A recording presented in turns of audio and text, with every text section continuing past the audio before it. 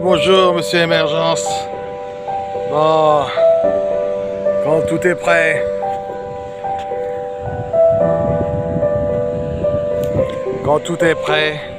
on est sur le quai, on est sur le point de partir, on a préparé la musique, on a créé ses paroles, on a créé tout ce qu'il faut. Et quand on a tout créé, alors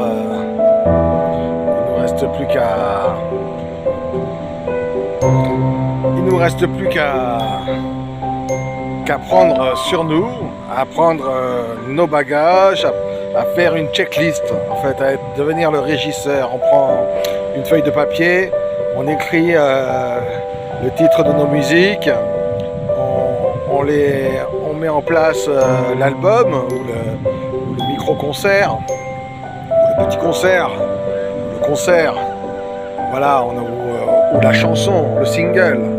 On met en place tout ça, donc il faut, moi j'ai préparé une enceinte, après je mets ça sur une clé USB, ou alors je prépare la guitare, ou pour le moment, voilà, je suis comme ça. Et si c'est les artistes, il faut les appeler, il faut leur dire quand est-ce qu'il faut être prêt, le jour où ils doivent être prêts. Il faut dire aussi aux artistes de venir à telle heure, s'il y a des répétitions, parce que c'est ce qui est bien, c'est de programmer les répétitions. Et quand on programme les répétitions et quand on programme voilà, la sortie, on est sur le quai, donc tout est prêt, on a écrit sa chanson, on a trouvé un peu le style de musique qui nous correspond pour trouver aussi les artistes. C'est bien de faire une petite recherche au préalable, car après on n'est plus dans l'exploration, après on est dans la singularisation. Et pour devenir quelqu'un de singulier. Et pour devenir quelqu'un de singulier, on doit, on doit faire mûrir chacune de nos étapes. Et dans chacune de nos étapes, une fois qu'on les a fait mûrir les unes avec les autres, on doit pouvoir le démontrer, le prouver, et on doit pouvoir surtout porter et tenir. Porter et tenir notre musique, nos paroles, de manière à investir le moment présent, à investir et montrer qu'on a investi et donner envie aussi aux uns et aux autres d'investir avec nous. Dans cet investissement, c'est un investissement de temps, et puis c'est un investissement aussi à différents niveaux. Voilà, on ne va pas tous les énumérer. Mais déjà au préalable, il faut déjà avoir fait une bonne préparation. C'est une préparation mentale qui met du temps à se mettre en place, parce que dans cette préparation mentale, contrairement à ce que l'on croit, c'est pas parce qu'on a écrit une première fois la chanson qu'on peut porter la chanson. Il faut donner du corps aux mots, il faut donner du corps au texte, il faut trouver aussi comment faire pour que ça soit fluide avec la musique. Avec aussi la scène. Parce qu'à un moment donné, il faut monter sur la scène, il faut se mettre en avant. Et si on se met en avant, même si on est sur une estrade, ou si on est sur un petit ponton, ou peu importe où on soit, ou même si on est sur une marche d'escalier, ou sur un petit muret, même si on est en haut des palettes, peu importe le lieu où on est, il faut pouvoir tenir en équilibre, tenir debout, tenir face à son public, et il faut pouvoir aussi lancer sa musique de manière à ce qu'on voit que c'est quelque chose d'organisé. Donc il y a des gestes aussi. Les gestes les plus simples sont les plus compliqués à réussir. Les gestes les plus simples sont les plus compliqués à réussir. On met du temps pour faire des gestes simples. Pour faire en sorte que le naturel arrive, on met beaucoup de temps pour que le naturel arrive.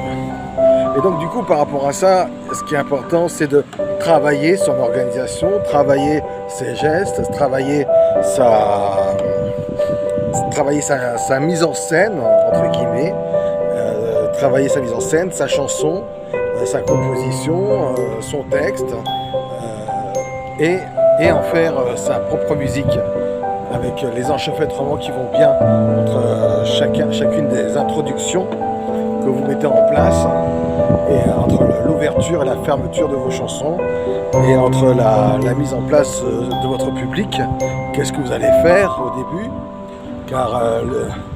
car ce qui est bien, c'est de préparer son public, préparer sa communauté à vous recevoir, il y a toute cette préparation, et après il y a aussi la préparation du musicien. Quel est le temps que vous avez besoin pour vous avant d'être face à votre public, et est-ce que vous avez besoin de quelqu'un qui prépare votre public pour que vous soyez plus prêt face à votre public. Ça aussi, ça peut être pris en ligne de compte. Est-ce que vous avez besoin aussi d'un technicien pour qu'il vous lance votre musique, ou est-ce que vous avez besoin aussi de vos musiciens pour qu'ils vous fassent la musique? Donc ça aussi, c'est à prendre en ligne de compte, parce que avoir une équipe de musiciens aussi, c'est travailler sur les horaires, sur la ponctualité, et travailler aussi sur l'imprévisible, parce qu'il y a toujours des imprévisibilités quand on est une bande de musiciens que quand on est tout seul. C'est pas pareil, mais même quand on est tout seul, il y a tout le temps de l'imprévisibilité. Travailler aussi sur le fait que le jack ne marche pas, qu'il y a un souci de batterie, il y a toujours des imprévus qui sont là. Il y a aussi les imprévus. Il y a aussi des imprévus où tout est prêt, quoi. Tout se coordonne d'une manière exceptionnelle, et parce que c'est juste, et que le jack marche, que le micro, l'enceinte, que tout fonctionne bien, et que vous chantez, puis au milieu de la chanson, il y a un couac qui se passe. On ne sait pas ce qui peut se passer. Mais dans le on ne sait pas ce qui peut se passer, il faut être prêt. Il faut être prêt pour l'imprévu, et si on n'est pas prêt, il faut savoir croiser les bras et savoir aussi avoir une porte de sortie, comme on dit. Parce qu'il y a tout le temps dans un théâtre, il y a toujours une sortie de secours, il y a toujours une coulisse pour que l'acteur sorte de scène. Et quand on est dans la rue, il faut toujours préparer aussi une sortie qui peut être aussi la plus honorable possible. Alors préparer sa sortie, et au-delà de ça, avant de préparer sa sortie, il faut surtout se préparer aussi à la réussite. Car dans la réussite, c'est l'objectif à viser, quoi. Il faut viser l'objectif de réussite pour avoir le taux d'adrénaline et le taux d'émotion qu'il faut pour pouvoir réussir. Et dans ce taux d'adrénaline, en général, c'est une mentalité, et c'est un entraînement physique, et c'est aussi une coordination, quoi. Bon, après, quand on est deux, c'est mieux. À 2, c'est mieux. À 6, c'est encore mieux. Et ainsi de suite, quoi. 2, 4, 6, 8 et 10. Par les chiffres pairs. Et à 5, si on a besoin de quelqu'un qui nous dirige. Des chiffres impairs pour la direction. 5, 7, 9, 11. Ça, ce sont les meilleurs chiffres. Pour le nombre de personnes, si on a besoin que quelqu'un nous dirige, ou si on a besoin d'être une bande de copains qui qui se divertissent à exprimer leur art. Et après, c'est vrai que souvent, quand c'est une bande de copains, il y a toujours un peu d'amusement. Mais il faut toujours ne pas oublier la règle du sérieux, la règle du travail. Et c'est pour ça ce que je disais dans ma dernière vidéo, c'était l'endurance. Il faut endurer aussi avec les copains. Et plus les copains endurent, et plus vous êtes sûr que ça va marcher le jour du spectacle, le jour J. Et où que ça tiendra. Parce que le tout, c'est de tenir. Alors il faut endurer à la fois les succès comme les échecs. Et tout ça, ce sont des apprentissages. L'apprentissage du succès, l'apprentissage à l'échec, l'apprentissage à la scène, l'apprentissage au public. Et dans tous ces apprentissages, il faut valider sa personnalité, valider aussi son côté artistique. Avec un metteur en scène, c'est toujours mieux. Avec un manager, un marketeur, c'est toujours mieux. Avec un ingénieur du son, c'est encore mieux. Voilà, il y a tous ces corps de métier, mais ces corps de métier, des fois, si c'est des copains, ça va. S'il faut les payer, il faut trouver le financement. Et s'il faut trouver les financements, c'est là que interviennent les sponsors, c'est là qu'intervient aussi des présentations claires, nettes et assez précises pour aller chercher ces sponsors. Qu'on s'appelle aussi tous ces comment dire, toutes les demandes aussi d'aide qu'il peut y avoir avec Litchi, avec Angel ou avec peut-être pas Angel mais si Business Angel et autres. Vous pouvez avoir des fonds de financement pour financer vos arts si vous vous développez de plus en plus. Et après, il y a toutes sortes d'aides. Il y a aussi même les copains, les amis. Il y a aussi la mairie qui peut vous aider. Il y a le service culturel. Il y a toutes sortes d'aides. Et il y a aussi, il y a toutes sortes d'aides, mais avant, la première aide qu'il faut avoir, c'est la sienne. Il faut d'abord s'aider soi-même pour pouvoir demander aux autres de vous aider et aller chercher les aides.